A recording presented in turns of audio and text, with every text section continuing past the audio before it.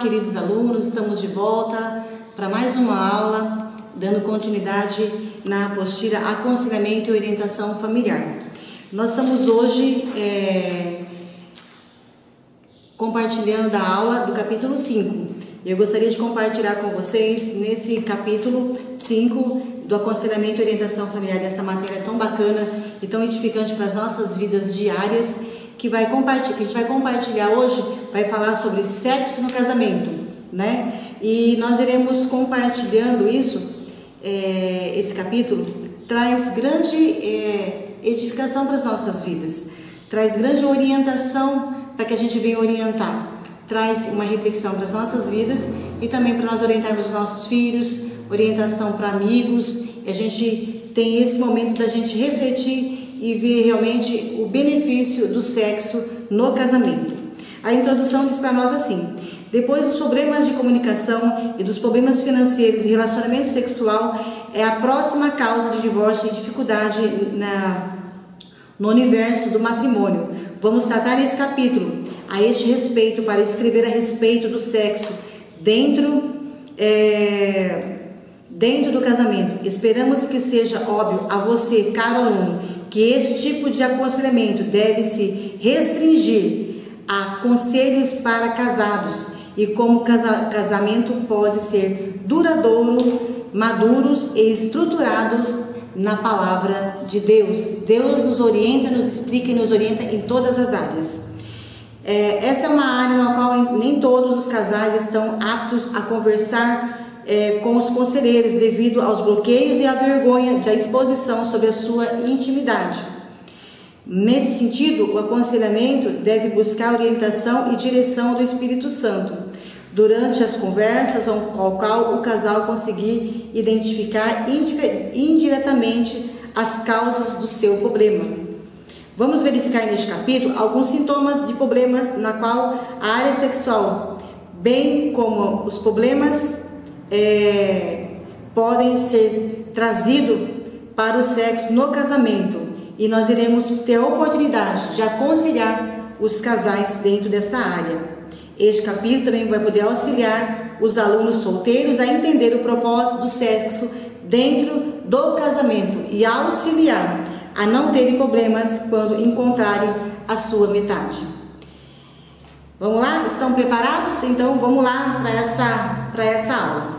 Essa aula vai declarar para nós algo bem delicado, que nem todo mundo consegue falar ou compartilhar, mas é algo que é uma realidade. A gente não precisa ter vergonha da gente falar e compartilhar de um assunto que é abençoado por Deus.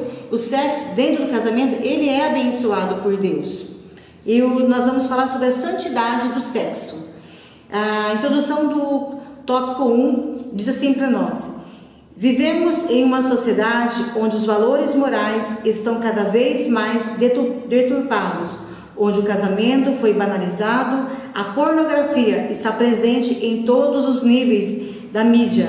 Nossos jovens são encorajados a praticarem sexo casual cada vez mais cedo e não existe espaço para os princípios da palavra de Deus a este respeito. Em contrapartida, nosso país nunca contou com tantas adolescentes grávidas, tantas criações sendo criadas pelos avós, tantas crianças sendo criadas pelos avós, famílias destruídas pelo divórcio, trazendo revolta, rebeldia aos filhos e um total destruído de valores importantes para o desenvolvimento da família, ao qual Deus constituiu a família para ser abençoado. E o inimigo de Deus, o nosso inimigo, ele tenta realmente haver uma destruturação da família. Ele quer realmente romper a base, a instituição que Deus criou, que é a família. Ele vem realmente bombardeando com a imoralidade, com toda essa prática, porque ele sabe que ele quebrando esse princípio, muitas famílias entram em falência e são destruídas. Mas o Senhor nos chama para edificar uma família sólida na sua palavra. Olha só, vamos lá compartilhar então a consumação da aliança.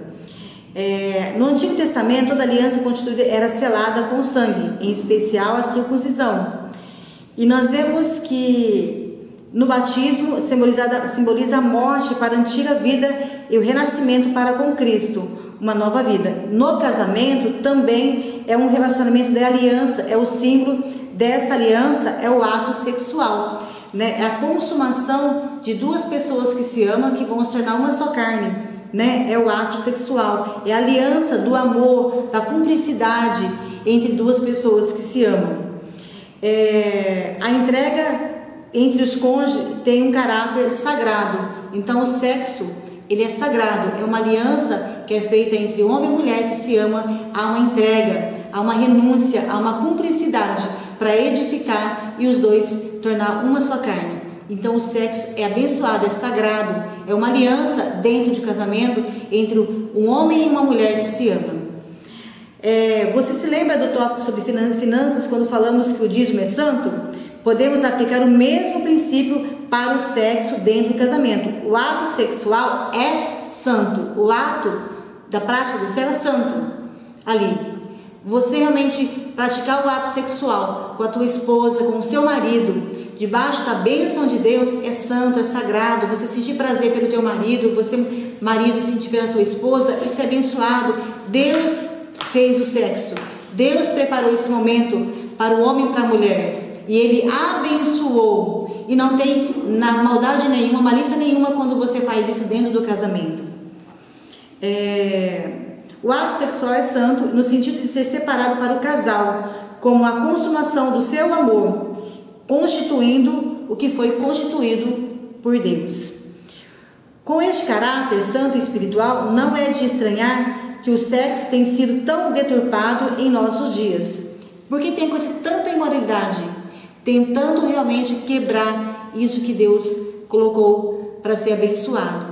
Então é sempre ao oposto. O que Deus abençoou, o diabo quer realmente deturpar. O inimigo quer realmente envergonhar a criação de Deus, né? Mas Deus, ele veio mostrar para nós aqui que o sexo dentro do casamento, ele é abençoado. Você pode, sem sombra de dúvida, ter um momento sem pesar na sua consciência, um momento de prazer, de comunhão, de intimidade, de relacionamento entre você e sua esposa, um momento conjugal, no leito, no seu leito, abençoado por Deus. Deus faz presente quando está debaixo da palavra, do cumprimento entre uma pessoa, um homem e uma mulher, casados. Você pode praticar isso sem problema nenhum, que Deus, ele está abençoando a sua vida conjugal, a sua vida sexual, o seu relacionamento entre o teu marido com a tua esposa e você com a esposa com o seu marido. O sexo é um sinal de aliança estabelecida entre o homem e a mulher. A aliança é a razão pela qual o Senhor estabeleceu o sexo para ser desfrutado apenas para o casamento, para o casal.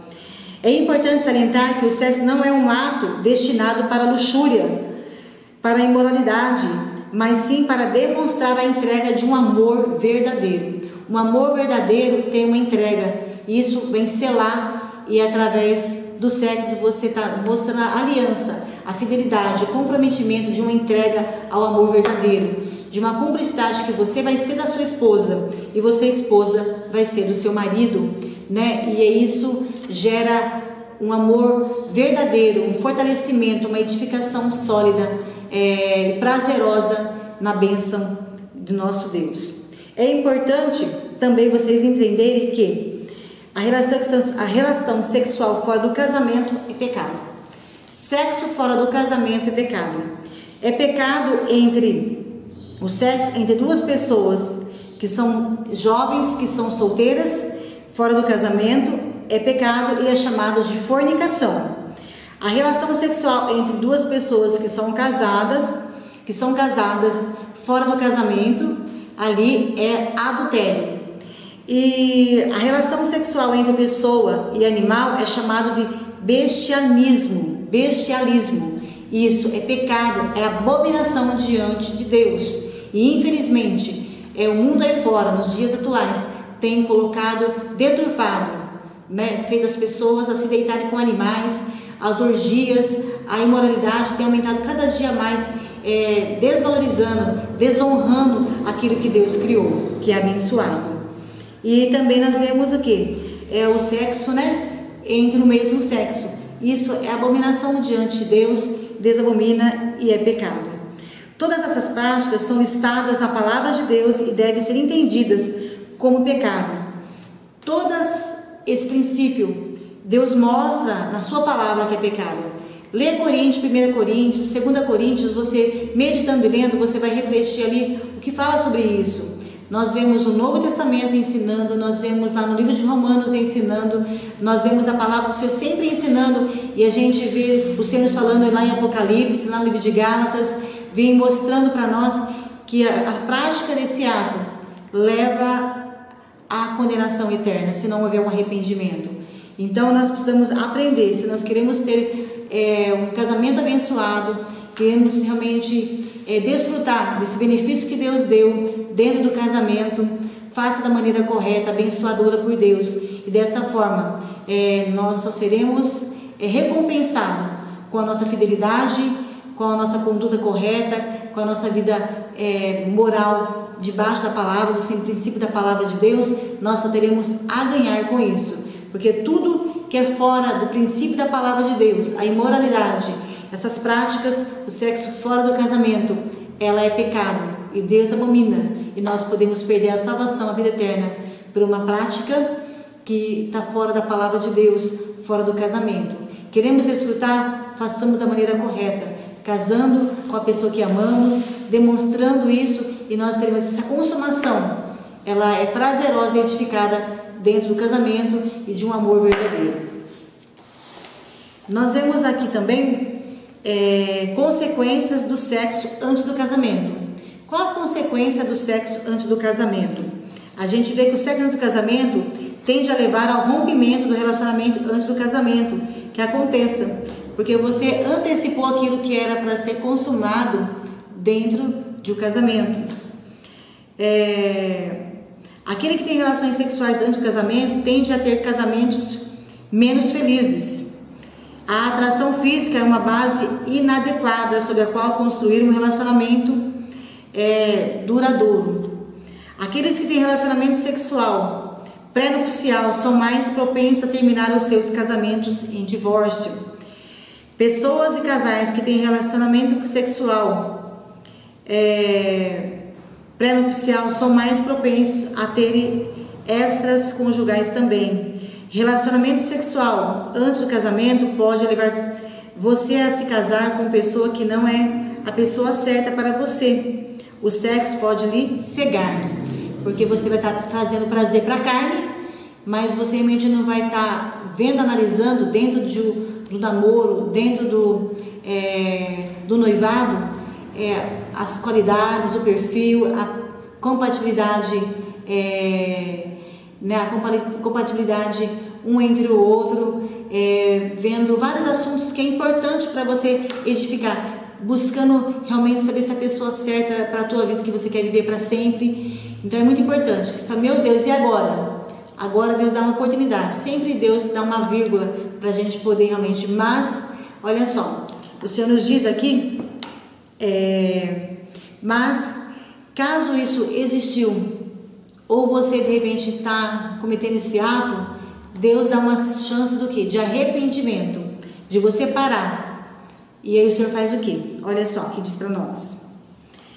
Com essa existência, se houver um arrependimento genuíno por parte do casal que caiu no pecado de fornicação, isso para os jovens, o Senhor é fiel e justo para nos perdoar em todas as nossas iniquidades. Nós encontramos lá em 1 João 1,9. Desde que decidam deixar o pecado e buscar santificar o seu relacionamento. Amém? Deus não leva o tempo de ignorância. E se você conhece a verdade e está praticando, se arrependa enquanto há tempo. E busque o arrependimento e coloque a sua vida conjugal, o seu namoro, o seu noivado dentro dos princípios da palavra de Deus, para que Deus venha te abençoar, te perdoar e te abençoar e restaurar e santificar o seu relacionamento. Bem, até agora vimos que o sexo dentro do casamento é santo, um sinal externo de uma obra intensa, ou seja, o amor matrimonial dos cônjuges. Ao chegar ao casamento, devemos desfrutar das bênçãos que o sexo dentro dele nos proporciona. Veremos no próximo tópico as bênçãos e vantagens de saber esperar, né? Segundo tópico, vale a pena esperar? Sim, com certeza vale a pena esperar, né? É edificante, é prazeroso e estamos debaixo de uma cobertura espiritual que traz só edificação para as nossas vidas. Obedecer é melhor do que sacrificar. É assim que a gente compreende, entende, e é um princípio bíblico que a gente deve vivenciar na nossa vida. É fácil? Não. Mas Deus realmente diz para nós que nós podemos ter o domínio da nossa carne, do nosso desejo, para que a gente possa desfrutar lá na frente, no momento certo, as bênçãos que Deus tem preparado para as nossas vidas.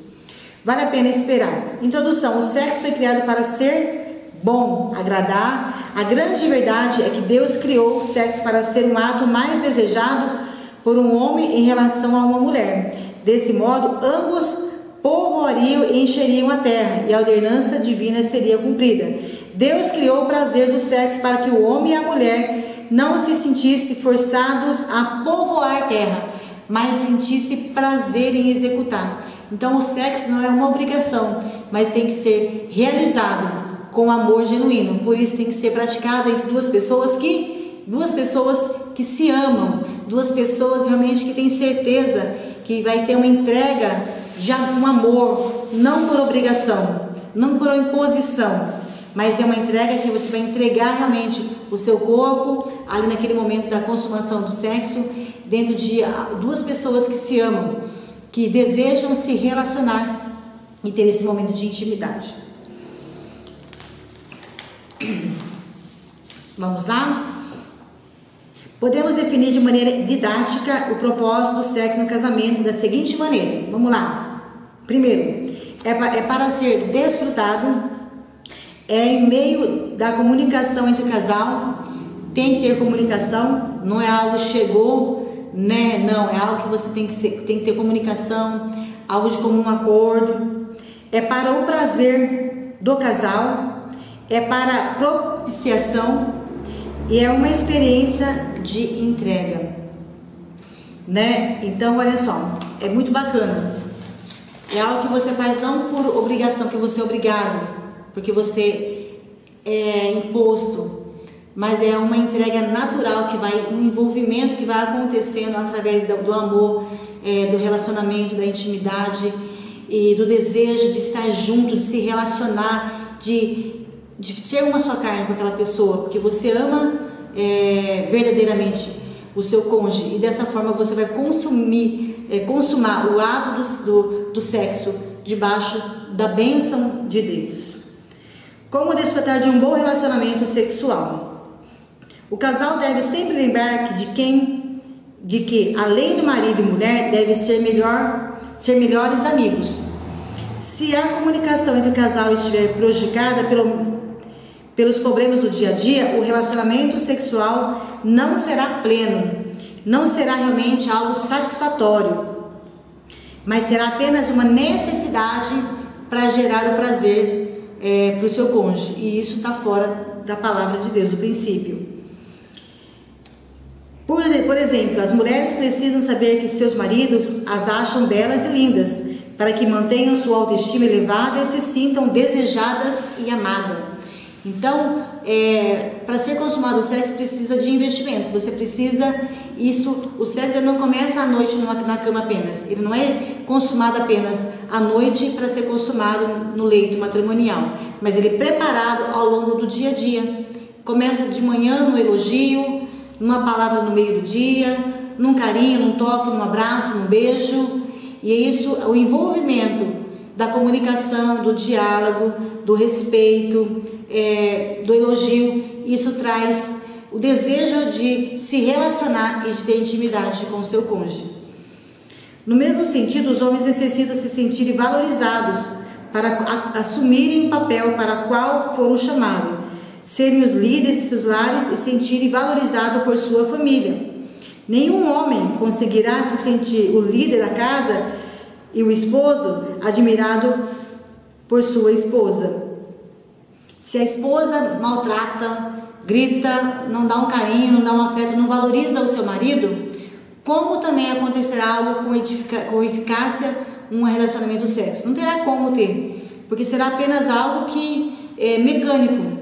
E o sexo ele não é para ser algo mecânico, apenas para satisfazer o corpo, o desejo daquele momento, a necessidade que o corpo necessita do sexo. Para o homem, não, e nem para a mulher. Mas é algo realmente que tem que ser envolvente, né? Com carinho, com afeto, com respeito, com a valorização. Aí sim já começa o ato sexual, né? Ele já começa no carinho, no afeto, no respeito, na fidelidade. É uma junção de várias coisas que vão complementar e vão chegar à consumação do sexo entre o casal. Caso o nível de comunicação do casal esteja prejudicado, os cônjuges devem procurar auxílio de um casal de conselheiros, para que a comunicação afetada todas as demais áreas vão afetar todas as áreas do seu relacionamento.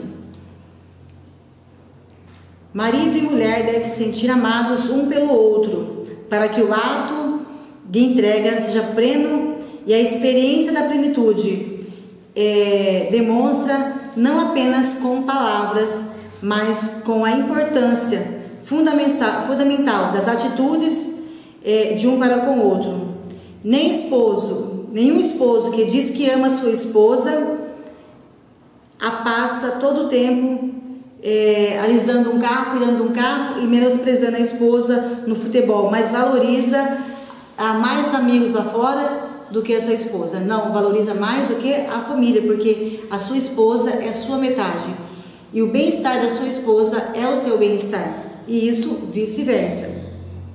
Da mesma forma, a esposa que diz que ama seu esposo e prefere passar tempo livre com suas amigas, assistir televisão, fazer qualquer outra coisa e não dá tempo e preferência para o seu esposo, essa também está negligenciando no seu papel e não está ocupando o papel de guardiã do seu lar, no cumprimento da sua missão como esposa.